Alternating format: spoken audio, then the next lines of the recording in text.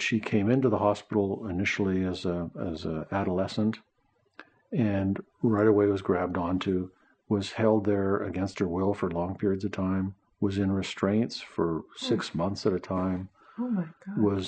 It's just like out of the snake pit. There's this horrible story, in seclusion, naked for days on end, naked in 4-point restraints. Life, wisdom.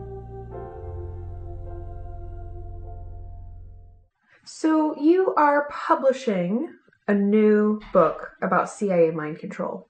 Can you tell us a little bit about this book? Sure. So I've published books through like regular publishers in New York and Toronto and so on, but I also have my own small publishing company, and I've mostly in the past published books by me. Mm-hmm. So this is a little bit different venture. This is a book called Surviving Evil. The subtitle is CIA Mind Control Experiments in Vermont, and the author is a woman named Karen Wetmore. Okay. And this book should physically be out late March, early April. It's almost ready to be printed. Wow. And it's basically, she contacted me over a decade ago, and we've been corresponding back and forth, and she's been sending me documents. And it started out with her concern that she was a victim of CIA mind control experiments, which is certainly possible because many people have been. But what she did that's unique, and all the people who've ever contacted me, is she filed all these Freedom of Information Act requests, read all this background literature, got all these documents and pieced it all together. And the center of it is, in her actual medical record that I have a copy of, is the name of one of the doctors at the Vermont State Hospital when she was there as a late adolescent, young adult. And that's Dr. Robert W. Hyde, who's documented to be a top secret cleared MKUltra contractor on CIA LSD experiments. So we know for a fact that a CIA doctor is in her medical record, was on site. And this Dr. Hyde was the director of research at Vermont State Hospital for many years. Wow. And then what she's built up is this whole network of, okay, so Dr. Hyde, this doctor, this doctor, this doctor, this doctor who are at Vermont State Hospital are connected to this doctor and this doctor and this doctor by publishing papers together, attending conferences together. And she's able to show this whole network of doctors who are all involved in military mind control in one way or another. Wow. And she's able to document very conclusively that, which I knew independently already, that this man named John Gittinger was the head of the psychology section for MKUltra, basically. And he developed this thing called the personality assessment system that the CIA put a lot of money into. So I was already aware of that. But Karen has documented that that system was used pervasively in Vermont State Hospital and related hospitals. There's a whole giant computer project set up to manage the data, and the data was sent back to CIA buildings in Washington, where John Gittinger was working, where his professional company was.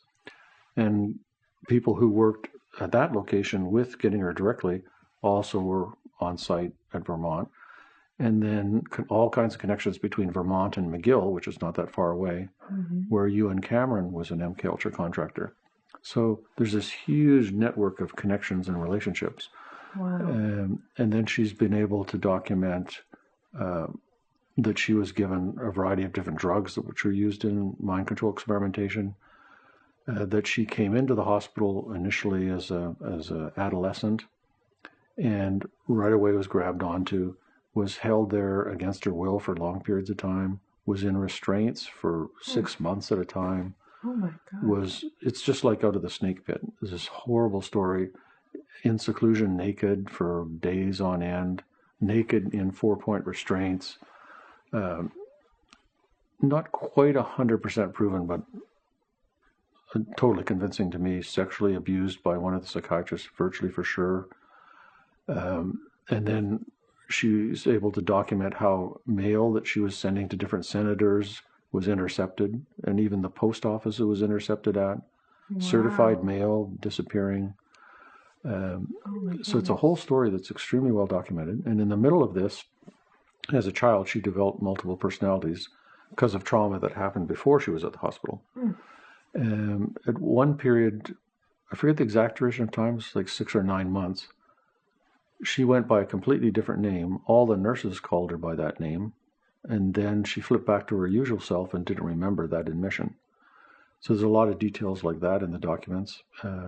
There's documentation of her being dissociative, having hysterical dissociative symptoms, having amnesia. There's what's called a metrazole enhanced EEG, which I have separate documents from Bluebird Artichoke, where metrazole was used as an interrogation torture technique. And it was previously used before ECT, electric shock, came on. It was used to induce seizures as kind of a chemical form of electroconvulsive therapy. And she was given that, and her EEG was monitored at the same time. So there's all these details she's built up. And in the midst of all that, just a very, very vividly told story that's just as a story to read. It's incredibly compelling. It draws you in.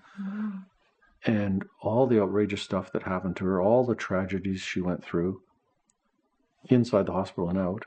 And then this amazing survival where she's been integrated, hasn't had multiple personalities since the late 90s. Wow. So she's experienced, you could say, a recovery from all of amazing story of triumph and recovery. Wow. And her therapist, I've met with her and her therapist.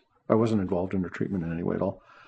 And her therapist makes a comment on the back cover of the book. So it's all confirmed and validated by the records and by the therapist. Wow. That's incredible. And so to me, it's one of the most amazing personal stories of trauma, abuse, and recovery before we even add on the CIA mind control experimentation angle.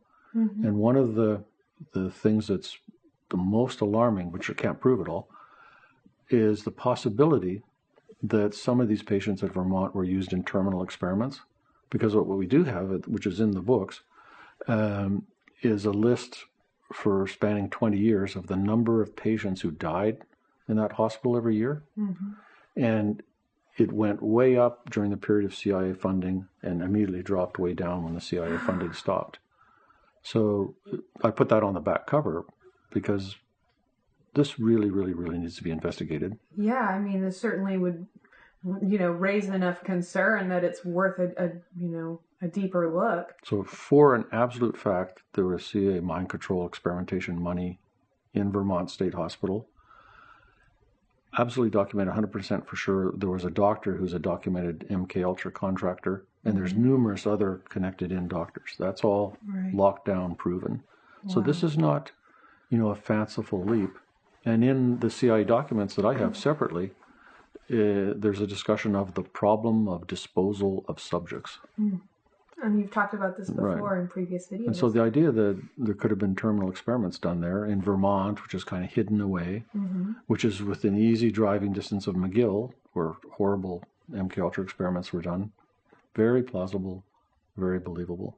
Wow. And there's been cover up, closed doors in her face for decades as she's trying to get to the truth of this. Right.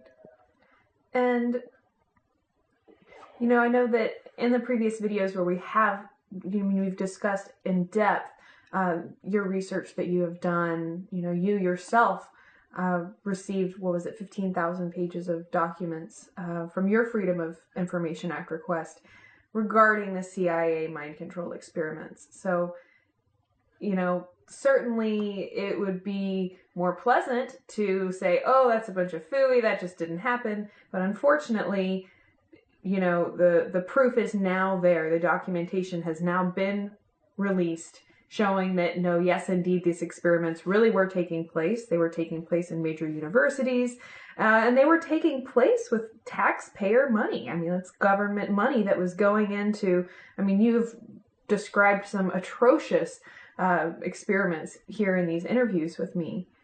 So I think it's really interesting that now here, Karen is in the situation where, as a victim of this abuse, she's actually gone out personally to make these Freedom of Information Act requests and to write this book, really recounting her journey through, like as you said, having all these closed doors slammed in her face. Clearly this was not an easy book to put together. Can you talk a little bit more about maybe how doing all of this research, publishing this book has affected her and has maybe been a part of her recovery? Well, she didn't have multiple personality anymore by the time she first contacted me. Okay. So it's not tied into her multiple personality. It's her as a human being. Okay. And I think it's been, first of all, I'm so tremendously impressed by just surviving, period. And then actively investigating all of this, documenting it, putting it together, cross-checking it, then actually writing, and then having the guts to have the book published, not being overwhelmed with paranoia. The whole process has been incredibly validating and helpful for her as a human being, not for mental health as such, just her as a human being. The message I want to come across in this video is that there is hope for people who have been victims of this type of abuse, whether Absolutely. it was, the CIA mind control experiments specifically, or whether it's just trauma in general, these different traumatic events, that there is a hope for recovery, and that kind of at the crux of that is figuring out what really happened, talking about what really happened, and the therapy. You mentioned that you weren't her therapist, but that she was, it was therapy that helped her to overcome and overcome those multiple personalities.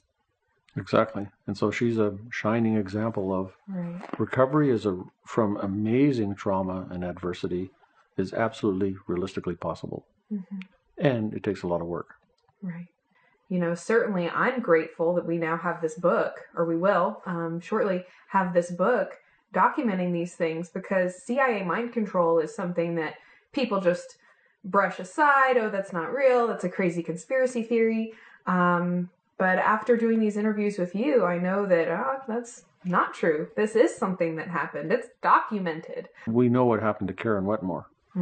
And I just think that she's, as I said, provided this wonderful example of how you can triumph over really big time betrayal, abuse, and adversity and tragedy. Certainly.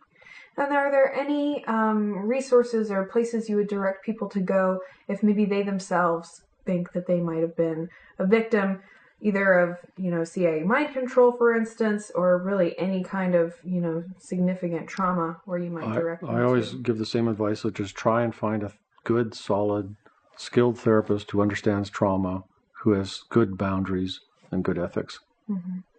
That's my number one piece of advice. All right. And maybe to not lose hope, on an ending note here, to never lose hope. Well, thank you so much for your time here today. Well, thank you. And thank you so much for watching. I do hope that you have enjoyed this video. Please be sure to subscribe to the Psyche Truth channel so you can see all of our future videos. I'm Psyche Truth correspondent Karina Rachel. Thank you for watching.